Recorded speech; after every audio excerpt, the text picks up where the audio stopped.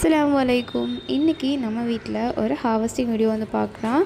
உங்களுக்கு கார்டனில் வந்து இன்ட்ரெஸ்ட் இருந்துச்சு அப்படின்னா கண்டிப்பாக இந்த ஃப்ரூட் வந்து மறக்காமல் உங்கள் கார்டனிங்கில் வந்து சேர்த்துக்கோங்க.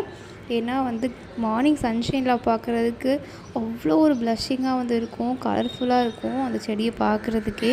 அண்ட் இதை வளர்க்குறதுக்கு வந்து நமக்கு ரொம்ப சின்ன ஸ்பேஸ் வந்து இருந்தால் போதும்.